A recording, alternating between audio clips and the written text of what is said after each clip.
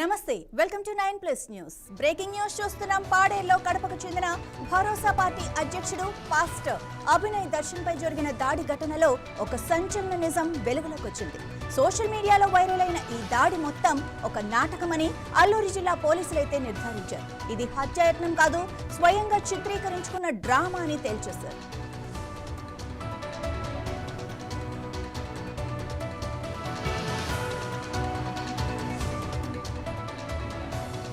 Pastor Abhinay Darshan తన అనుచరులతో మరో 6గురితో కలిసి ఈ దాడి డ్రామాను సృష్టించినట్లుగా పోలీసుల దర్యాప్తులో తేలింది. ఇన్స్టాగ్రామ్ ఆడియో, వీడియో ఆధారంగా పోలీసులు ఈ కుట్రను ఛేదించారు. వైద్యుల నివేదికలు కూడా గాయాల నిజాన్ని ప్రశ్నించాయి. ఈ కేసులో కీలకమైన ఆధారాన్ని నిందితుల్లో ఒకరి భార్య సోషల్ మీడియా అకౌంట్ నుంచి పోలీసులు సేకరించారు. ఇక కడప నుంచి వచ్చిన అనుచరులతో పాస్టర్ అభినయ్ ఈ ప్లాన్ అమలు చేసినట్లుగా అల్లూరి జిల్లా ఎస్పీ విచారణలో మొత్తం స్పష్టమైంది.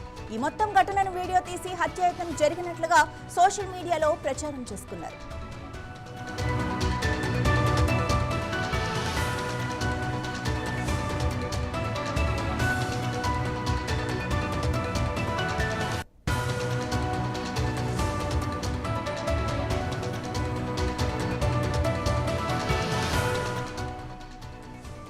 పాస్టర్ అభినయ్ జరిగిన ఘటన ఏదైతే ఉందో అదంతా అవాస్తవమని పోలీసులు తేల్చేశారు. ఇక కడప నుంచి వచ్చిన అనుచరులతో పాస్టర్ అభినయ్ ఈ ప్లాన్ మొత్తం అమలు చేసినట్లుగా అల్లూరి జిల్లా ఎస్పీ విచారణలో మొత్తంగా తేలిపోయింది. ఈ ఘటన మొత్తం వీడియో తీసి హత్య జరిగినట్లుగా సోషల్ మీడియాలో అయితే ప్రచారం చేసుకున్నారు. ఇక ఇదే విషయానికి సంబంధించి మా ప్రతినిధి వైజాగ్ నుంచి శ్రీనివాస్ లైన్ లో ఉన్నారు. శ్రీనివాస్, చెప్పండి, అసలు ఎలా జరిగింది, ఇదంతా ఎలా బయటకు వచ్చింది? పాడేరులో పాస్టర్ అభినయ్ దర్శన్ జరిగిన దాడి ఘటన ఒక డ్రామాగా పోలీసులు అయితే గుర్తించడం జరిగింది. అయితే కడపకు చెందిన భరోసా పార్టీ అధ్యక్షుడు పాస్టర్ అభినయ్ దర్శన్ పై దాడి అంటూ సోషల్ మీడియాలో కొన్ని వీడియోలు అయితే 2 రోజుల క్రితం హల్చల్ చేయడం జరిగింది. అయితే ఈ నేపథ్యంలో పోలీసులు దీనిపై కేసు కూడా నమోదు చేశారు. అయితే పాస్టర్ అభినయ్ దర్శన్ హత్య చేసేందుకు ప్రయత్నం అంటూ కూడా కొంతమంది ఈ సోషల్ మీడియా వేదికగా ఈ వీడియోలను అయితే వేదికగా చేసుకుని ప్రచారం చేయడం మొదలు పెట్టారు. అయితే పాస్టర్ దాడి ఘటనలో పాస్టర్ అభినయ్ దర్శన్ తో పాటు మరో 6గురు డ్రామా ఆడినట్లుగా పోలీసులు అయితే నిర్ధారణ అయితే అవడం జరిగింది. అయితే వీడియోతో పాటు వైద్యుల నివేదికల ద్వారా బట్టబయలు అయిందంటూ కూడా పోలీసులు అయితే దీని గురించి వివరణ అయితే ఇవ్వడం జరిగింది. అయితే ఈ రోజు పాస్టర్ అభినయ్ ని సీన్ రీకన్స్ట్రక్షన్ కోసం పాడేరు పోలీసులకి హ్యాండ్ ఓవర్ చేయడం జరిగింది. అక్కడ సీన్ రీకన్స్ట్రక్షన్ కూడా ఇదంతా కావాలనే అభినయ్ సింపతి కోసం, అలాగే ఏదైతే ఈ భరోసా పార్టీ ఉందో భరోసా పార్టీకి ప్రచారణ రావడం చేసినట్టుగా పోలీసులు అయితే గుర్తించడం జరిగింది. అయితే దీనికి ఎవరైతే ఈ 6గురు నిందితులతో ప్లాన్ చేశారో అందులో ఒక నిందితుడి భార్య ఇన్స్టాగ్రామ్ లో కొన్ని ఆడియోలు, వీడియోలు, అలానే కొన్ని చాటింగ్ల ఆధారంగా సేకరించి పోలీసులు పాస్టర్ అభినయ్ అయితే ఇదంతా ఆడిన డ్రామాగా అయితే పోలీసులు అయితే గుర్తించడం జరిగింది. అసలు ఇదంతా దేనికోసం చేసినట్టు, ఎందుకు ఈ డ్రామా అంతా? కేవలం ఈయన పార్టీని అయితే స్థాపించడం జరిగింది. దాని పేరు ఈయన కడపకు చెందినటువంటి వ్యక్తి. అలాగే భరోసా పార్టీ అని ఒక పార్టీని కూడా ఈయన స్థాపించడం జరిగింది. అయితే ఈయన సంఘాలని, అలాగే క్రిస్టియన్ సంఘాలని ఈయన ప్రచారం చేస్తూ ఉంటారు. ఆయన ఈ పాస్టర్ గా కొన్ని వీడియోలను, అలాగే కొన్ని ఆడియోలను కూడా ఈ వాట్సాప్ గ్రూపుల్లోనే కాకుండా కొన్ని జిల్లాలకు కూడా పంపించి తమ క్రిస్టియన్స్ మద్దతు కోరుకునేందుకు ఒక భరోసా పార్టీని స్థాపించినట్టుగా కూడా అయితే పోలీసులు అయితే నిర్ధారణకు రావడం జరిగింది. కేవలం అల్లూరు జిల్లాలో కొంతమంది ట్రైబల్స్ ఉంటారు, అక్కడ కొంతమంది క్రిస్టియన్స్ కూడా అధికంగా ఉంటారు. అయితే వీళ్ళందరినీ కూడా తను లోపరుచుకోవడం కోసం ఇదంతా చేసినట్టుగా అయితే పోలీసులు అయితే గుర్తించడం జరిగింది. ప్రధానంగా క్రిస్టియన్స్ పార్టీలో ఎక్కువగా ఉండడం జరుగుతుంది. ఎందుకంటే ఇప్పుడు వైఎస్ఆర్సీపీ ఎమ్మెల్యే విశ్వేశ్వరరావుని టార్గెట్ చేస్తూ తన మీద కావాలని దాడి చేశారంటూ కూడా మొదట్లో విశ్వేశ్వరరావుపై అయితే ఇదంతా దాడి చేసినట్టుగా కొన్ని వాట్సాప్ గ్రూపుల్లో కూడా అల్సల్ చేసే విధంగా కొన్ని ఆడియోలు, వీడియోలని ఈ పాస్టర్ బృందం ప్రచారం చేయడం జరిగింది. అయితే ఇదంతా కావాలని డ్రామా చేసి ఈ భరోసా పార్టీకి ఆంధ్రప్రదేశ్ లో గుర్తింపు రావడం కోసం ఏదైతే సోషల్ మీడియా వేదిక ఇలా ఆల్రెడీ ఇంతకు ముందు రాజమండ్రిలో ఒక పాస్టర్ చనిపోవడం జరిగింది. అక్కడ పెద్ద ఎత్తున క్రైస్తవులందరూ కూడా పాస్టర్ చనిపోవడానికి గల కారణాలపై అనేక అనుమానాలు వ్యక్తం చేస్తూ ధర్నాలు చేయడమే కాకుండా అటు సంఘర్షణ కూడా జరగడం జరిగింది. అటు ఏపీ ప్రభుత్వంపై కూడా తీవ్ర విమర్శలు రావడం జరిగింది. అయితే ఈ విధంగా మా ఇతని మీద కూడా దాడి చేయించుకుని కావాలని ఈ భరోసా పార్టీ ఏదైతే ఉందో ఈ భరోసా పార్టీకి మద్దతు భారీగా చేరుకోవడానికి, అలాగే మద్దతుదారులు కూడా దీనికి సానుభూతి చూపించడం కోసం ఇదంతా నాటకం ఆడినట్టుగా అయితే పోలీసులు అయితే గుర్తించడం జరిగింది. దీని గురించి పోలీసులు ఏమంటున్నారు, ఎలాంటి చర్యలు తీసుకునే అవకాశం ఉంది అతని మీద? అయితే ఇప్పటికే ఈ పాస్టర్ పై అలాగే ఈయనతో పాటు ఈ డ్రామాలో పాల్గొన్నటువంటి 6 అనుచరులపై కూడా కేసులు నమోదు చేయడం జరిగింది. గాయాలు కాకపోవడంతో అటు వైద్యుల సలహాలు కూడా తీసుకోవడం జరిగింది. వైద్యుల సలహాలతో పెద్దగా గాయాలు కాకపోవడంతో ఇదంతా కావాలని ఆడిన డ్రామాగా, అలాగే ఈ 6 నిందితులు ఒక భారీ అనుష్ఠానించి పాస్టర్కి ఈ ఆడియోలు వీడియోలు కూడా పంపించడం జరిగింది. వీళ్ళ మధ్య ఏ విధంగా ప్లాన్ చేయాలి, ఏ విధంగా దాడి చేయాలి, ఎక్కడ కారుపై కోడిగుడ్లతో కొట్టాలి అనే దానిపై క్లియర్ గా ఆడియోలు అలానే కొన్ని వాట్సాప్ చాట్లతో కూడా పోలీసులు అయితే హ్యాండ్ ఓవర్ చేసుకోవడం జరిగింది. ఇదంతా కావాలని ఏదైతే ఈ భరోసా పార్టీకి కేవలం మద్దతు రావాలనే ఉద్దేశంతో ఇదంతా చిత్రీకరించినట్టుగా కూడా పోలీసులు అయితే గుర్తించడం జరిగింది. ప్రధానంగా ఇక్కడ నుంచి వైజాగ్ కేజీఎస్ నుంచి ఇప్పుడు చింతపల్లి పోలీసులకు హ్యాండ్ ఓవర్ చేయడం అభినయని, అలాగే 6 నిందితుల్ని కూడా టీం బంధించడం జరిగింది. కూడా వీళ్ళపై కఠినమైన చర్యలు చేపడతామని కూడా పోలీసులు అయితే నిర్ధారించడం జరిగింది. Thank you Srinivas.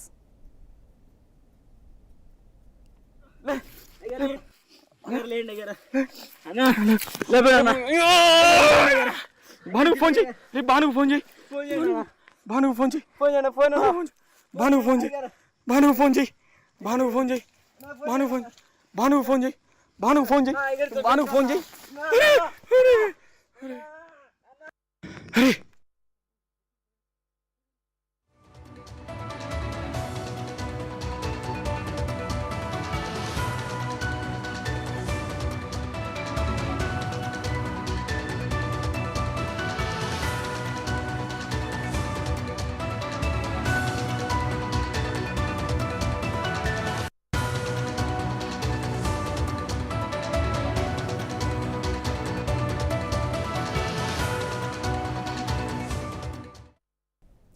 మహబూబాబాద్ జిల్లాలో జరిగిన ఘోర రోడ్డు ప్రమాదంలో 3 వ్యక్తులు ప్రాణాలు కోల్పోయారు.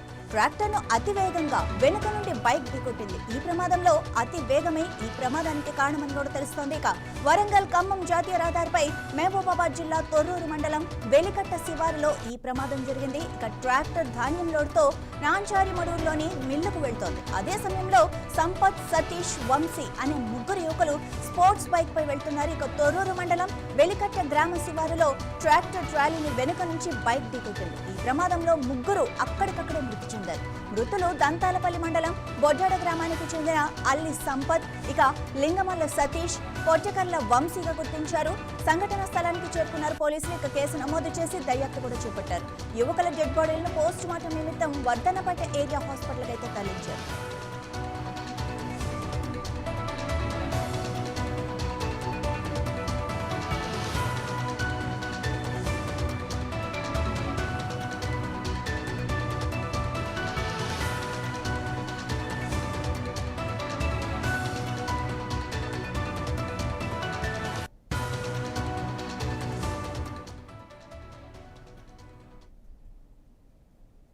రైట్, బ్రేకింగ్ న్యూస్ చూస్తున్నాము. ట్రాక్టర్ అంటే ధాన్యం లోడ్తో వెళ్తున్న ట్రాక్టర్ను బైక్ అతి వేగంగా వచ్చి ఢీకొట్టింది. బైక్ మీద ఉన్న 3 యువకులు కూడా అక్కడికక్కడే మృతి చెందారు. ఇక ఇదే విషయానికి సంబంధించి మరింత సమాచారం మా ప్రతినిధి సుధాకర్ అందిస్తారు. సుధాకర్, చెప్పండి, అసలు ఇది ఎలా జరిగింది? అంటే మద్యం మత్తులో ఉన్నారా లేకపోతే నిద్ర మత్తులో ఉన్నారా? ఎందుకు బ్యాక్ నుంచి ఢీకొట్టారు? వరంగల్ ఖమ్మం రహదారి అనగానే ఒక నరకయాత్రగా అనుభవించవలసి వస్తుంది. ఎందుకంటే నిత్యం ప్రతిరోజు ఈ యొక్క తొర్రూరు నుంచి తొర్రూరు కానీ ఇటు వర్ధన్నపేట ప్రాంతానికి సంబంధించిన ఏరియాలో కూడా నిత్యం ఏదో ఒక యాక్సిడెంట్ జరుగుతూనే ఉంటుంది. ఎందుకంటే ఈ యాక్సిడెంట్లకు కూడా కారణాలు ఏంటంటే ఈ యొక్క తెల్లవారుజామున ఈ వెహికల్స్ అంటే ఎవరైతే ఈ యొక్క డ్రైవింగ్ లో ఉంటారో వాళ్ళు నిద్రమత్తులో ఉండొచ్చు. అది కాకుండా పోతే మరికొంతమంది మద్యమత్తులో కూడా ఇలాంటి ప్రమాదాలు నిత్యం జరుగుతూనే ఉన్నాయి. దీంట్లో చూస్తే ఈ రోజు భాగంగా వరంగల్ తొర్రూరు జిల్లా మహబూబాబాద్ జిల్లా తొర్రూరు మండలం వెలికట్టే గ్రామ శివారులోనే జరిగిన ఈ యొక్క రోడ్డు ప్రమాదంలో 3 యువకులు దుర్మరణం పాలయ్యారు. దంతాలపల్లి మండలం బోరబాట్ల గ్రామానికి చెందిన అల్లి సంపత్ మరియు లింగంపల్లి సతీష్ మరియు పొట్లకర్ల వంశీ యొక్క 3 ఒకటే ద్విచక్ర వాహనం పైన వచ్చుండగా అక్కడ ఆగి ఉన్న ధాన్యం ట్రాక్టర్ ఏదైతే ఈ యొక్క ధాన్యాన్ని కొనుగోలు చేస్తున్నారో ధాన్యం కొనుగోలు కేంద్రాల సమీపంలోనే వీరు కూడా, ఎందుకంటే వీరికి సంబంధించిన ఒక ధాన్యాన్ని తీసుకొని వచ్చి ఒక ధాన్యం సెంటర్ కేంద్రం కాడ వీళ్ళు అక్కడ వెహికల్స్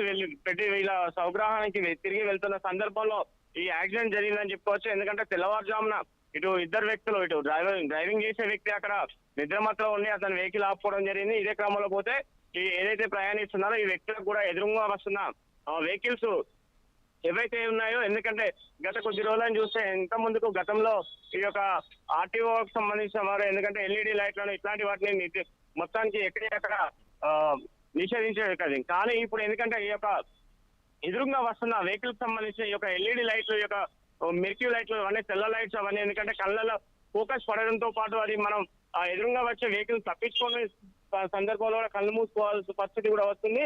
ఇలాంటి వెహికల్స్ సగం స్టిక్కర్ లేకపోవడంతోనే ఇలాంటి కారణాలు జరుగుతున్నాయి, ఇలాంటి ప్రమాదాలు కూడా నిరంతరం జరుగుతున్నాయని చెప్పడం జరుగుతుంది. ఇదే కాకుండా చూస్తే దీనికి సంబంధించి పూర్తి స్థాయిలో కూడా ఈ ఎల్ఈడి లైట్లకే ఈ యొక్క ప్రమాదాలు ఎక్కువ శాతం జరుగుతున్నాయని చెప్పేసి కూడా అక్కడ ఉన్న స్థానికులు కాకుండా అధికారులు కూడా చెప్పడం జరుగుతుంది. రైట్ సుధాకర్, మరి ఈ విషయంలో అక్కడ అంటే అక్కడున్న వాళ్ళు ఏమంటున్నారు అండ్ ట్రాక్టర్ డ్రైవర్ ఏమంటున్నాడు, తను ఎలా ఉన్నాడు? ట్రాక్టర్ డ్రైవరు అక్కడ ఆగి ఉన్న ట్రాక్టర్ ను ఎదురుగా అతనికి ఆగి ఉన్న ట్రాక్టర్ వెనక నుంచి వీళ్ళు వెళ్లి గుద్దడం జరిగింది. వెనక నుండి పై ఢీకొట్టడంతో పాటు ముగ్గురు ప్రాణాలు అక్కడే గాలిలో కలిసిపోయాయి. దీనికి సంబంధించి అక్కడ ఉన్న కొంతమంది ప్రత్యేక సాక్షులు కూడా చెప్పడం ఏంటంటే, ఎదురుగా ఇతను వెళ్తున్న సందర్భంలో అతనికి ఎదురుగా వస్తున్న ఎల్ఈడి లైట్ ఫోకస్ ఏదైతే ఉందో మొత్తం కళ్ళ మీదకి పడడంతో పాటు కళ్ళు చిమ్మ చీకటి వచ్చేసి, ఎందుకంటే కళ్ళు బహిర్గమ్మేసి ఈ ఆగి ఉన్న ట్రాక్టర్ ను వీళ్ళు స్పీడ్ అయితే ఏదైతే స్పీడ్ ని కంట్రోల్ చేసుకోలేకపోయి ఆ ఒక ట్రాక్టర్ గుద్దుకోవడంతో పాటు అక్కడ వాళ్ళ ప్రాణాలు గాల్లో కలిసాయని చెప్పి చెప్తున్నారు. మాదిరి right, thank you Sudhakar.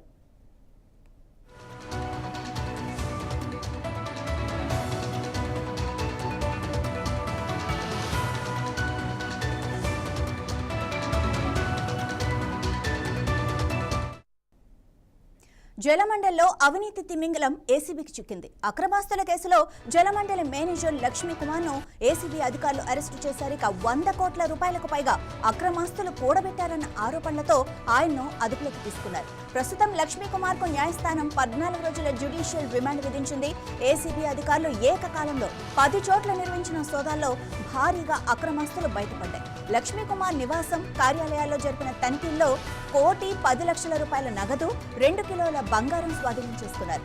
Hyderabad తో పాటు శివారు ప్రాంతాలు, పలు జిల్లాల్లో భారీగా భూములు, ప్లాట్లు ఉన్నట్లుగా గుర్తించారు.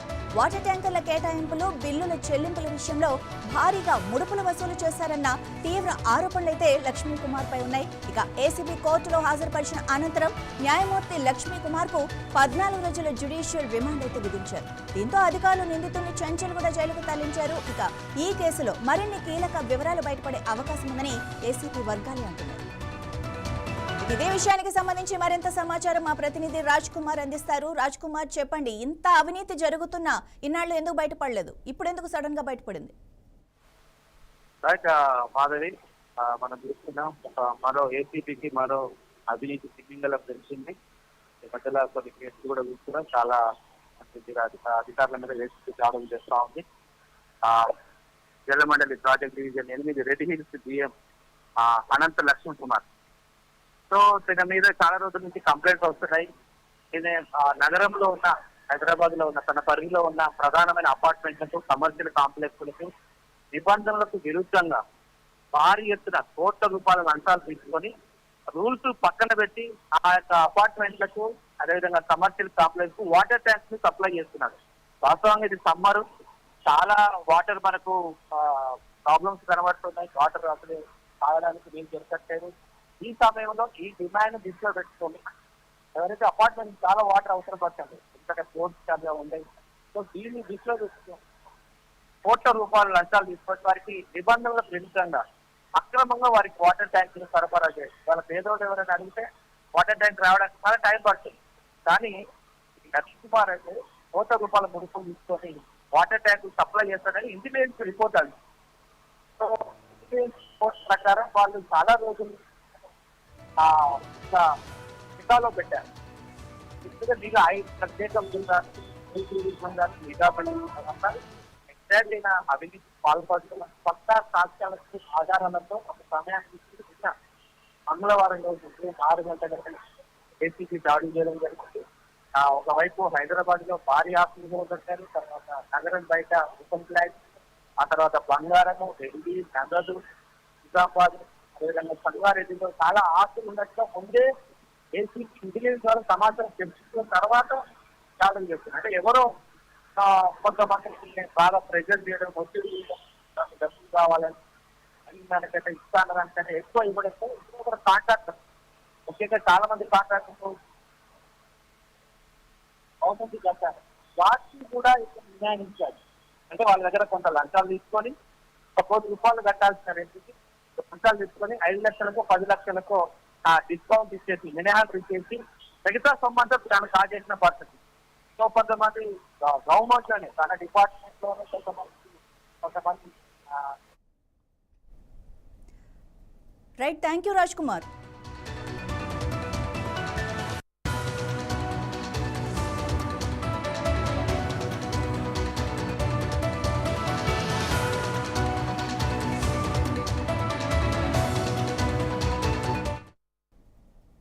భానుడి భగభగలతో తెలుగు రాష్ట్రాలు అల్లడిపోతున్నాయి. తెలంగాణలోని పలు జిల్లాలకు వాతావరణ శాఖ రెడ్ అలర్ట్ జారీ చేసింది.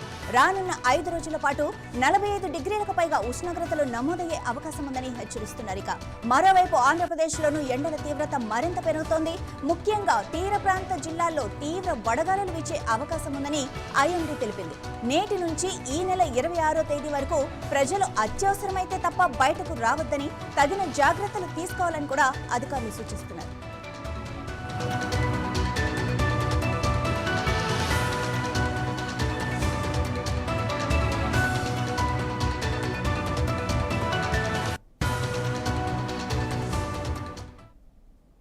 మహబూబాబాద్ జిల్లాలో పోలీసులు స్పెషల్ డ్రైవ్ తో కట్టుదిట్టమైన తనిఖీలు చేపట్టారు. ఇక జిల్లా ఎస్పీ శబరీష్ ఆదేశాల మేరకు డీఎస్పీ తిరుపతిరావు పర్యవేక్షణలో విస్తృత స్థాయిలో చెకింగ్లు నిర్వహిస్తున్నారు.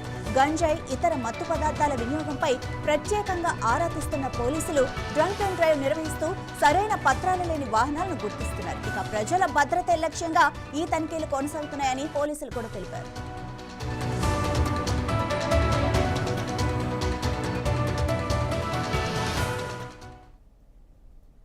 హైదరాబాద్ మాజీ మేయర్ బొంతు రామ్మోహన్ పై సంచలన ఆరోపణలు వస్తున్నాయి. ఆయన తమకు ప్రాణహాని ఉందంటూ ఆయన నుంచి అమీర్పేటలోని ఏషియన్ హాస్టల్ నిర్వాహకులు ఆవేదన వ్యక్తం చేస్తున్నారు. తమను ఆదుకోవాలంటూ నేరుగా సీఎం రేవంత్ రెడ్డికి విజ్ఞప్తి చేశారు. ఇక కోట్ల రూపాయల వ్యవహారంలో మొదలైన ఈ వివాదం ఇప్పుడు బెదిరింపుల వరకు వెళ్లడం కలకలం రేపుతోంది. ఏషియన్ హాస్టల్ కోసం బొంతు రామ్మోహన్ కి చెందిన భవనాన్ని నిర్వాహకులు అద్దెకు తీసుకున్నారు. ఒప్పందంలో భాగంగా తమతో 2 కోట్ల రూపాయల వరకు అడ్వాన్స్ రూపంలో ఖర్చు చేయించారని నిర్వాహకులు చెబుతున్నారు. అంతా అయ్యాక ఇప్పుడు హాస్టల్ను వెంటనే ఖాళీ చేయాలంటూ తీవ్రమైన ఒత్తిడి కూడా తెస్తున్నారని ఆరోపించారు. మాట వినటం లేదన్న కోపంతో తమపై అక్రమ కేసులు పెట్టి జైలుకు కూడా పంపారని వాపోయారు. గత 3 రోజులుగా కొంతమంది రౌడీలు హాస్టల్ వద్దకొచ్చి విద్యార్థులను, సిబ్బందిని భయభ్రాంతులకు గురి చేస్తున్నారని వారు ఆవేదన వ్యక్తం చేశారు. బొంతు రామ్మోహన్, ఆయన అనుచరుల నుంచి తమ ప్రాణాలకు ముప్పు పొంచి ఉందని హాస్టల్ నిర్వాహకులు స్పష్టం చేస్తున్నారు. నేను వీర హనుమాన్ రెడ్డి గారి భార్యనండి. గత 21 సంవత్సరాలుగా నేను హాస్టల్ వృత్తి నిర్వహిస్తూ ఉన్నానండి. గత 3 సంవత్సరాల క్రితం నేను ఏషియన్ పీజీఎఫ్ఆర్ గర్ల్స్ నిమిత్తం మా హస్బెండ్ గారు బొంతు రామ్మోహన్ అత్తగారు అయినటువంటి బాయమ్మ గారి దగ్గర, బొంతు శ్రీదేవి గారు అమ్మగారు అయినటువంటి బాయమ్మ గారి దగ్గర రెంట్కి తీసుకోవడం జరిగిందండి. వారి సమక్షంలోనే గత 2 సంవత్సరాలుగా వారు మా కుటుంబాన్ని అనేక విధాలుగా వేధిస్తూ బిల్డింగ్ ఖాళీ చేయమని, ఖాళీ చేయకపోతే చంపేస్తామని 2 కోట్ల రూపాయలు పెట్టుబడి పెట్టున్నామండి. బొంతు రామ్మోహన్ గారు ఆఫీసుకు కూడా పిలిచి మమ్మల్ని బెదిరించడం జరిగిందండి. మేము అప్పుడు కోర్టును ఆశ్రయించడం జరిగిందండి. కోర్టును ఆశ్రయించిన తర్వాత కూడా జిహెచ్ఎంసీ వారిని, హిజ్రాల్ని, ఆ తర్వాత రౌడీలని పంపించి పలుమార్లు మా పైన దాడి చేయించడం జరిగిందండి. బొంతు శ్రీదేవి గారు ప్రత్యక్షంగా కూడా వచ్చి పలుమార్లు దాడి చేయించారు. ఆ దాడి కార్యక్రమంలో పాల్గొన్నారు. మేము వాటిని అన్నిటినీ కూడా చట్టపరంగా వెళ్తూ న్యాయపరంగా కోరుకుంటూ కోర్టును ఆశ్రయించడం జరిగిందండి. కోర్టు మాకు స్టేటస్ కో ఇవ్వడం జరిగిందండి. స్టేటస్ కో ఇచ్చిన తర్వాత కూడా మమ్మల్ని ఎప్పుడైతే కోర్టు నుంచి నోటీసులు వస్తాయో పలు రకాలుగా ఇబ్బందులు పెడుతూ, పలుమార్లు బెదిరిస్తూ, వచ్చి డైనింగ్ హాల్లో గొడవ చేస్తూ, పిల్లల్ని ఇబ్బంది పెడుతూ, పైన వెళ్ళిపోమ్మని చెప్తూ ఎన్నో బెదిరింపులకు గురి చేసి, ఎన్నో రాజకీయాలు చేసి, ఎన్నో రకాలుగా మమ్మల్ని ఇబ్బంది పెట్టారండి. తిరుమలలో భక్తుల రద్దీ కొనసాగుతోంది. శ్రీవారి దర్శనం కోసం భారీ సంఖ్యలో భక్తులు తరలివస్తుండటంతో అన్ని దర్శనం కంపార్ట్మెంట్లు పూర్తిగా నిండిపోయాయి. క్యూ లైన్ శిలాతోరణం వరకు దాదాపు 2 కిలోమీటర్ల మేర విస్తరించింది. టైం స్లాట్ టికెట్లు లేని సర్వదర్శన భక్తులకు దాదాపు 24 గంటల సమయం పడుతోందని టీటీడీ అధికారులు తెలిపారు. ఇక నిన్న ఒక్కరోజే 84,315 మంది భక్తులు శ్రీవారిని దర్శించుకోగా 43,032 మంది తలనీలాలు సమర్పించారు. శ్రీవారి హుండీ ఆదాయం 3,74,00,000 రూపాయలుగా నమోదైంది.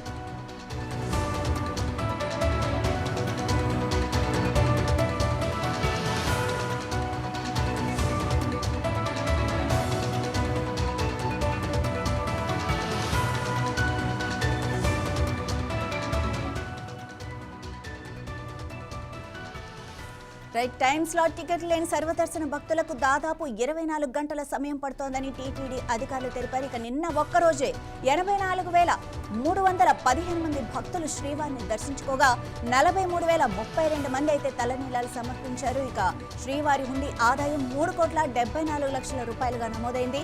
ఇక ఇదే విషయానికి సంబంధించి మా ప్రతినిధి తిరుపతి నుంచి వర్మ మరిన్ని విషయాలు అందిస్తారు.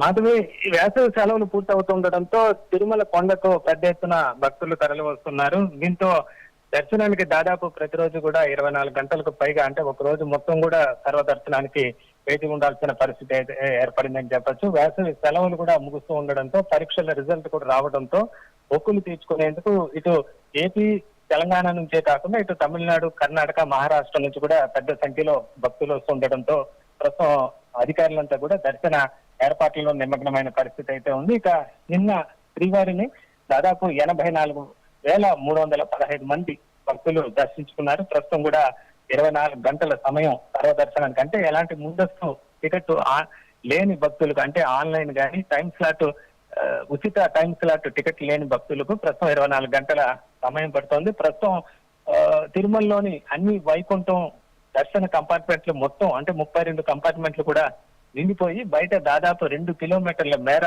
క్యూ లైన్ లో భక్తులు వేచి ఉన్నారు. ప్రస్తుతం శిలాతోరణం వరకు కూడా క్యూ లైన్లు వ్యాపించి ఉన్న పరిస్థితి అయితే ఉంది.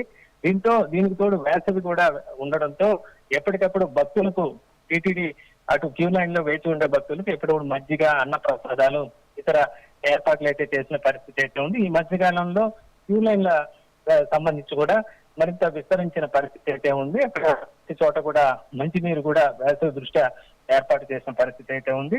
మరోవైపు నిన్న ఒక్కరోజే దాదాపు 43,000 మంది భక్తులు తలనీలాలు కూడా సమర్పించారు. స్వామివారి హుండీ ఆదాయం కూడా 3,74 కోట్ల ఆదాయం వచ్చినట్లుగా కూడా టీటీడీ ప్రకటించిన పరిస్థితి అయితే ఉంది. ఇక ఇదే రద్దీ కొనసాగే అవకాశం, మళ్ళీ స్కూళ్లు, కాలేజీలు తెరిచే వరకు కూడా కొనసాగే అవకాశం ఉండటంతో ప్రోటోకాల్ మినహా మిగతా దర్శనాలను కూడా టీటీడీ రద్దు చేసినట్లుగా కూడా ప్రకటించారు. సామాన్య భక్తులకే ప్రాధాన్యత ఇస్తున్నామని చెప్పి ఈవో గాని ఇతర అధికారులు అయితే చెప్తున్న పరిస్థితి అయితే ఉంది. మొత్తం మీద తిరుమలలో రద్దీ పెరిగిన నేపథ్యంలో అటు దర్శనానికే కాకుండా ఇటు వసతి గదులు పొందాలంటే కూడా భక్తులకు ఇబ్బందులు తప్పడం లేదని చెప్పొచ్చు. కాలినడకను కూడా పెద్ద సంఖ్యలో భక్తులు మొక్కులు తీర్చుకునేందుకు తిరుమలకు తరలి వెళ్తుండటంతో ప్రస్తుతం 7 కొండలు కూడా కిటకిటలాడుతున్న పరిస్థితి అయితే తిరుమలలో కనిపిస్తోంది. Madhavi. Right, thank you Varma.